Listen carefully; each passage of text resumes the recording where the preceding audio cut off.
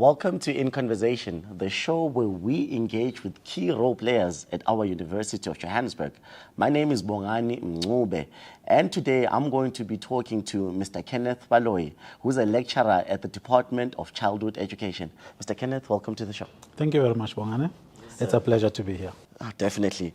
Well, Mr. Kenneth, I'd like to begin with you introducing yourself and telling us about your role at UJ.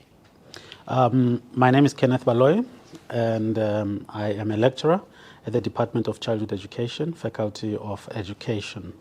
I'm based at the Soweto campus, but I studied here at Auckland Park campus. Yes. In fact, when I decided to go back to school and be a first-year student full-time, I was 33 years of age. And so I moved up the ranks, and I was a tutor coordinator, did my B.Ed and undergrad, then honors, master's, and I'm completing my PhD currently.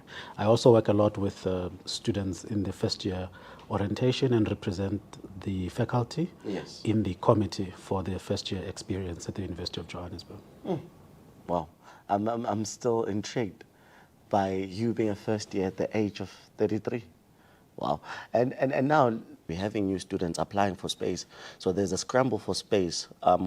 What are your observations thus far in terms of students coming into applying for being part of UJ and their performances?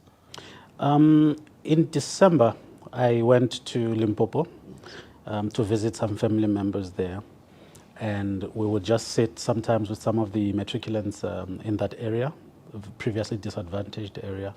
And you know, it was quite shocking for me to realize some of them had not even applied for things like NSFAS.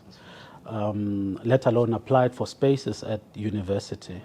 So I thought that there is a very great need for the current matriculants to make sure that all of the applications that they need to do, the information that they require in order to be able to apply and do all the things that they're supposed to do, they have that at hand. So that would be my advice. And I know when results come out, it's very stressful time, because then they are worried about, did I pass, did I not pass, did I pass well, did I not pass well.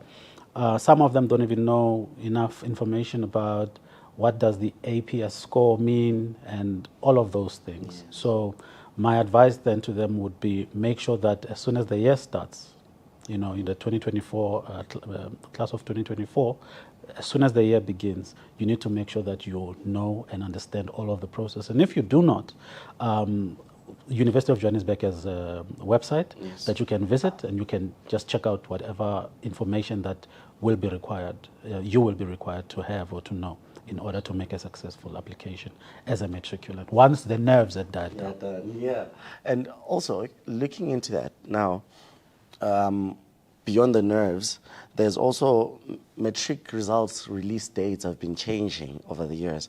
So how does that affect or impact students and the overall admission process, particularly maybe for UJ? Because at times, year after year, I think dates have been changing. This year, results are early, the following year, they're late. How does that affect the academic calendar or the admission process?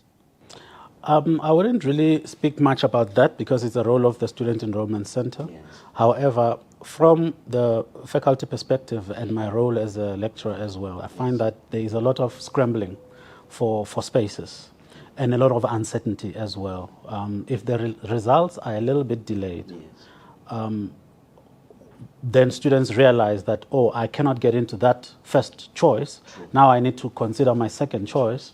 And each of the faculties then will put students on reserve list to say you are on the waiting list and things like that. So it does kind of create a little bit of a bottleneck as far as those processes are concerned. However, prior to the results being released, I know for sure that the University of Johannesburg has the information at hand.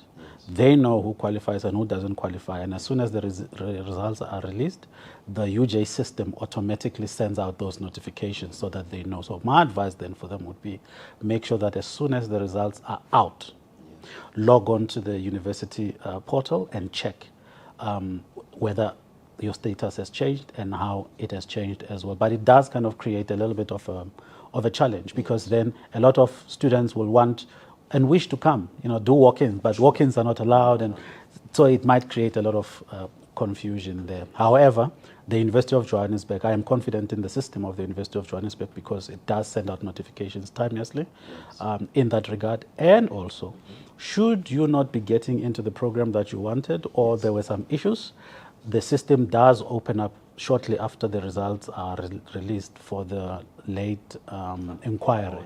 Late inquiry. So there again, I would encourage students to make sure that they do not waste time and go right into it, in case the results are delayed beyond what they should. And post registration, what challenges do you see, from a lecturer's perspective, what challenges do you see students facing when they are transitioning from a high school system to a university system? As we spoke before, that your first time on campus, you got lost, the environment, the system itself, I think it's something that is different from our high school system. The student makeup that we have is students from all over South Africa, other countries in Africa, and international students as well. And all of the students have different experiences, come from different backgrounds, and different schools. Yes. So coming into a university like the University of Johannesburg, where now you are seeing these high-rise buildings, you're looking at the campus at Auckland Park, and you don't understand the shape, the lasses, the rings, the labs and everything. And then all the other DFC, Bunting Road, Soweto campus, FADA as well. So it can be quite daunting for students, first time when they come. And by my observation, they look a little bit reserved, very, very nervous, very nervous. So what we do is we try to bring them on board so that they feel like they're part of the University of Johannesburg family through the first year orientations that we do, that we run. They are specifically meant to ensure that students are making that transition from high school into university. But some of the students, of course, they don't understand what is the difference, for example, between a lesson in class and a lecture. Because the lecture means you need to do much of the studying yourself, and the lecture is just guiding you. Whereas some of them might be used to the system where the teacher is standing there, holding you by the hand, teaching you everything that you need to know. But at university, you need to start to understand that much of the learning, actually, you need to do it yourself, and the lecturer is there to guide. So some students struggle, with that transition. That's why in the first few weeks, the very first assessments that they do, some of them don't do very well. But we also use that to say, if we give the students assessments early on, we are able to see if there are any gaps and if there are any students who might be at risk going forward. As opposed to if you delay the first assessments, then you will only catch those students late and you are going to intervene much later, which is not very good. Interesting. Are there any specific programs or initiatives that are in place to support students who may face barriers in terms of accessing, okay, I'm taking a little bit back right now, because in terms of accessing higher education, because not everyone makes it to university. Remember, speaking to our registrar, she did mention that the space, over 600,000 people applied, but we can only take so much within the institution. So I want to understand on the alternatives that students can have, that maybe they cannot access traditional higher learning institutions like your universities, and also try to find what other support services can they access in their alternative. I think first and foremost, as a lecturing staff at the University of Johannesburg, first prize for me would be I would want all of them to study at UJ. But it's not possible because of space constraints and so on. So other options then that they have is apply at other institutions as well of higher learning. Do not just apply at one institution because you are not guaranteed that you will get the space because there are so many people who are looking for those space. Apply at other universities, apply at TVET colleges. But other options that students might take is, let's say maybe the program that I wanted to study, I'm not able to get into it because of my APS score. There's options to upgrade some of the subjects. I know for a fact, I know one of the last year's 2022 matriculants who wanted to go into UJ, was not able to get into UJ because of the APS score, was advised by the Student Enrollment Center officers to upgrade some of the subjects so that the APS score can increase. And that child right now, as we speak, is busy upgrading one of the subjects, which is geography. And if he can do well in that, then he can get his APS score where it needs to be.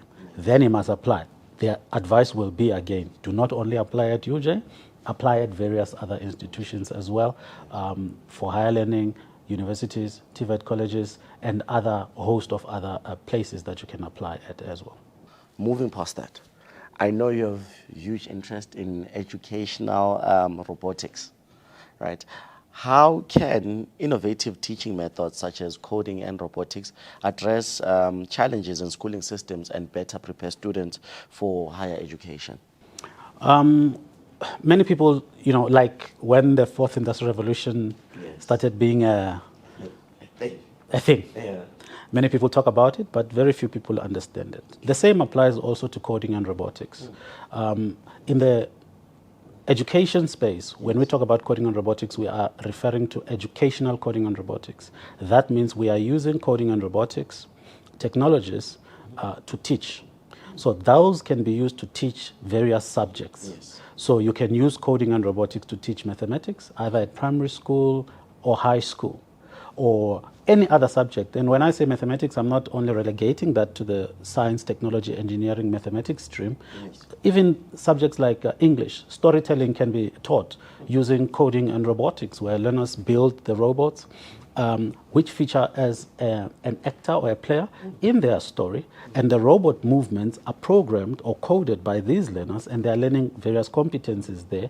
The final product then will be, okay, we are presenting our story. Here is our robot acting out whatever it is that we are presenting. So it can be used, coding and robotics can be used in that way to teach other subjects as a tool. But of course, the Basic Education Department in South Africa is introducing coding and robotics as a subject. Now, if it is a subject, it is taught as a standalone subject, which is one of the subjects that learners can learn, to learn how to code, how to build robots, and so on, which is very important also, the skill set that they need in a world where now we're moving into artificial intelligence and all of these other things and the jobs of the future and so on. But we look at coding and robotics educationally on two fronts. One, it can be used as a tool to teach various subjects, but it can also be taught as a standalone subject. So those are some of the things that we are looking into. And we are also trying to understand the curriculum that they are proposing. But if learners can be taught coding and robotics, or can be taught with coding and robotics, at the same time they will be learning coding and robotics, and it can enhance some of the competences for a changing world that they need, like creativity, collaboration, computational thinking, and other soft skills that they require. Yeah, that's actually, I'm fascinated by that one. Moving along would be, with your background in the ICTs and in the STEMI fields, how can technology effectively be integrated into the education system so that maybe it can address some of the existing challenges? First of all, we need to make sure that teachers understand the role of technology in teaching and learning. There's a lot of misunderstanding out there and a lot of myths around learning technologies. For example, there is no such thing as educational technology, because all these technologies, they serve a specific purpose or specific function. I could use a camera or a phone camera, which was not built for educational purposes. It was built for whatever it was built for.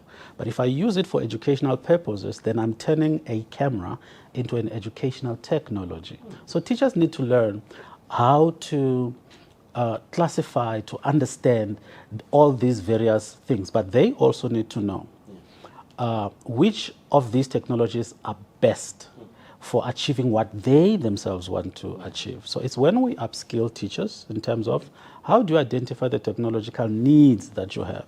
How do you balance that with the budget constraints? We're living in South Africa where there is budget constraints all over.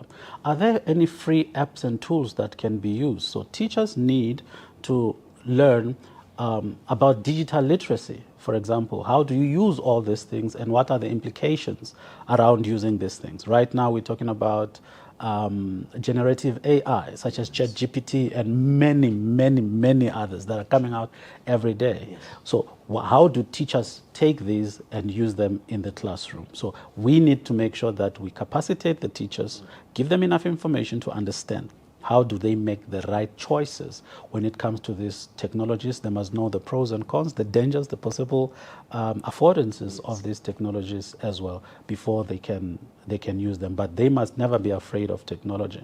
You know, when coding and robotics was coming and teachers were talking about, oh, robots are going to replace us. No, the robots are not going to replace teachers. So I always say, keep calm. Keep calm. They will not replace you.